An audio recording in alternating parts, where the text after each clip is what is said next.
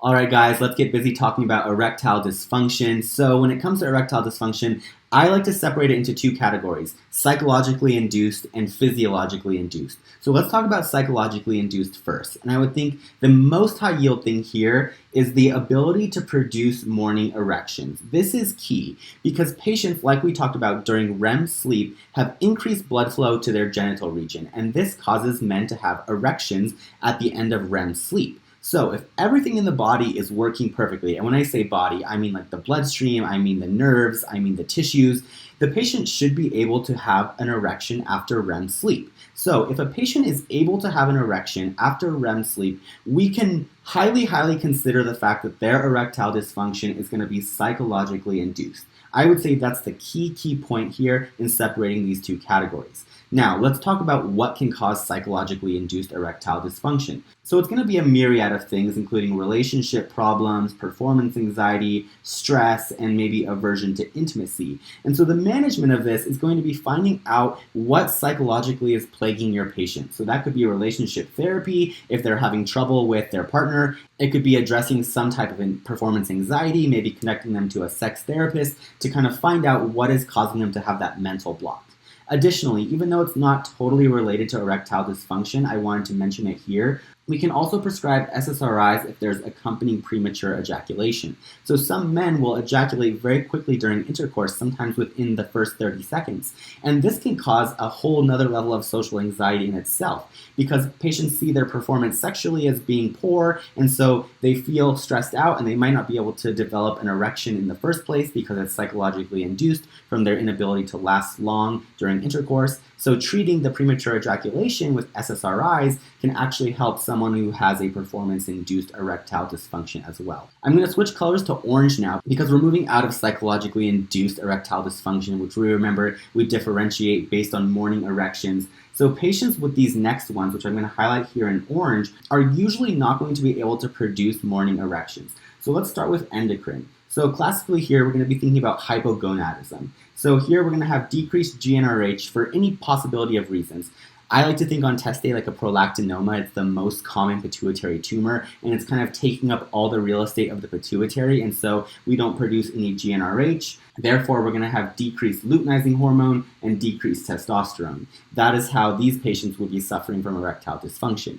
Also, we have diabetes, which is an endocrine problem, but I like to think of it connecting down to insufficient blood flow, which we'll talk about in a second. So just keep that in your differential for a second. And then the management here is going to be to treat the underlying endocrine condition. So if that's resecting some type of prolactinoma or treating diabetes, that would be the steps to take to address this erectile dysfunction. Let's move on to talk about neurogenic now. So in neurogenic, it's all about nerves. So it's usually a post-surgical complication. And some surgeries that I think about are like spinal surgeries, which are going to be severing nerves that are responsible for erectile performance, or surgeries near the prostate or the bladder or anywhere in the pelvic region that are going to be responsible for erectile functions as well. So be thinking like prostate surgery, spinal surgery, pelvic surgery, ureter surgery. Those are all things on your differential for a post-surgical induced erectile dysfunction. And unfortunately, this is like largely irreversible because we know that nerves take forever to regrow. So once the damage is done, it's really hard to reverse it, which is really unfortunate. Now, let's talk about insufficient blood flow, because I would say this is probably the main culprit of physiologically induced erectile dysfunction. And this is why I wanted to mention diabetes, because we know that diabetes really compromises blood flow in terms of like atherosclerosis and plaque buildup, and they all contribute to that. So we're kind of in this atherosclerosis plaque buildup category. So there's a classic syndrome called Leriche's syndrome, and I want to talk about it because it really describes what's happening here in erectile dysfunction. So this is a triad of claudication, impotence, and impotence is the same thing as erectile dysfunction, as well as absent femoral pulses. Now, why this triad? So let's talk about Leriche's syndrome. I'm going to draw a rudimentary aorta here, and then here branching off are my iliac vessels, and then all the way down here are going to be my popliteal femoral pulses down here. So in Leriche's syndrome, we get a buildup of atherosclerosis in these areas. And this is due to things like poor diet, diabetes, smoking, you name it. And these patients are going to present with this triad because they're going to get claudication because we have atherosclerosis down here in the femoral area. They're going to have impotence because we have atherosclerosis here in the arteries that are going to be serving the genital region. And then we have absent femoral pulses because we have the atherosclerosis all along here. So these patients are basically vasculopaths, and they have really poor vasculature, and this is what's leading to their erectile dysfunction. So when it comes to treating this, we have to treat these vasculopaths just like we would treat any other person.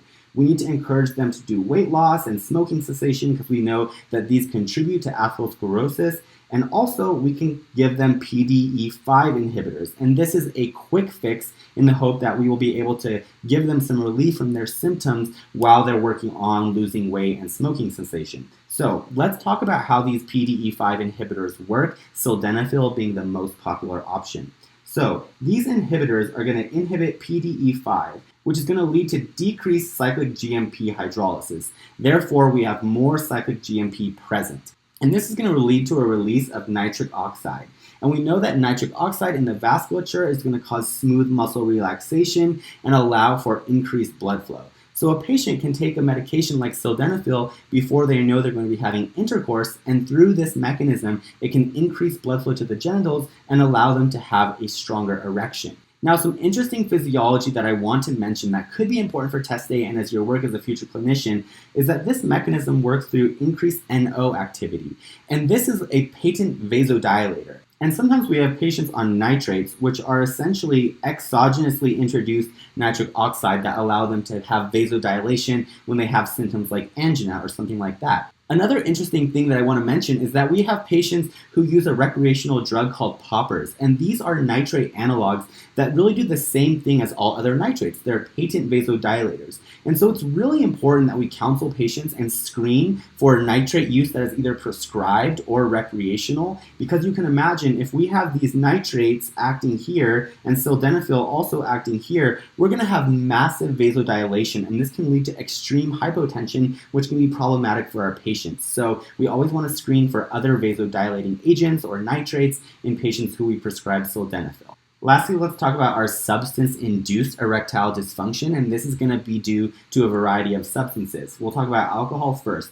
Alcohol is a depressant, so this depressant activity leads to inability to get an erection. We have beta blockers, which lower heart rate and lower blood pressure, making it more difficult to get blood flow to our genitalia. And then we have antidepressants like SSRIs are a really common culprit that have serotonergic activity down in the genitalia, making it more difficult to get an erection. And the management here is just going to be eliminate the offending agent.